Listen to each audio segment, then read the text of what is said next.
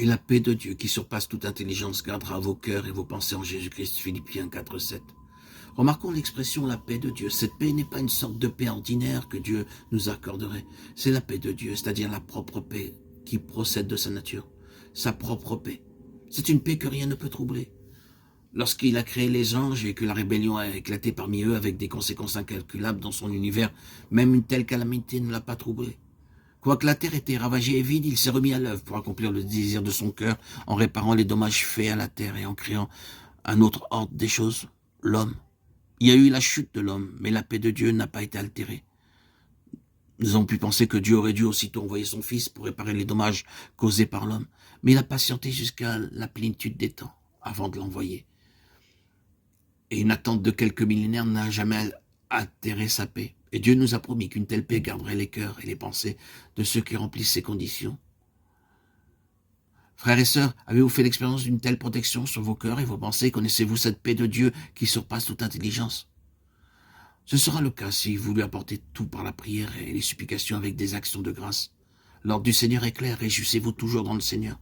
Ne vous inquiétez de rien. Et sa promesse est tout aussi claire. La paix de Dieu qui surpasse toute intelligence gardera vos cœurs et vos pensées en Christ Jésus. Faisons nôtre d'obéir à son commandement et il nous fera pour sa part entrer dans la pleine jouissance de sa promesse.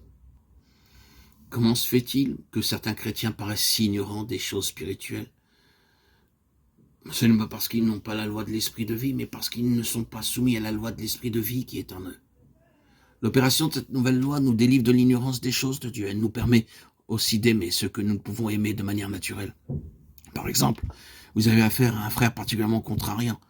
Vous avez toujours des difficultés dans vos relations avec lui. Tout ce que vous pouvez faire, c'est d'être poli avec lui. Mais vous savez parfaitement bien que cela n'est pas suffisant, alors vous faites des efforts pour vous conformer aux standards chrétiens. Vous prenez à cœur la situation et vous priez sérieusement à ce sujet. Cependant, vos tentatives relationnelles n'aboutissent nulle part. Elles vous paraissent vaines. Le problème, c'est que vous essayez de lui montrer que vous l'aimez, alors qu'en réalité, vous ne l'aimez pas. C'est donc un échec sans appel. Mais si vous laissez simplement agir la loi de l'esprit de vie en vous, même la prière deviendra inutile, car c'est la loi de la vie divine d'aimer, et la vie divine ne peut violer la loi divine. Quand vous confiez simplement dans l'action de cette loi, vous découvrirez que votre problème est résolu, et cela même sans aucun effort de votre part, pas même l'effort d'une prière exprimée. La plus merveilleuse des choses, ce sera que lorsque vous parlerez avec ce frère, vous l'aimerez tout simplement. Quand la loi de l'esprit de vie opère en vous, vous agissez alors spontanément et souvent même presque inconsciemment. Cela ne demande aucun effort de volonté de dire des mensonges ou de convoiter ce que les autres possèdent ou de laisser libre cours à notre tempérament. Nous laissons uniquement faire le péché. La loi du péché agit. Nous faisons faire ce que nous ne devrions pas faire.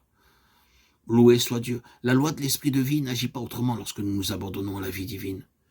Une conduite qui porte la marque de la sainteté, de la droiture, de l'amour n'est jamais le résultat d'un effort humain, mais elle est le fruit de l'esprit et la manifestation naturelle de la loi de l'esprit de vie.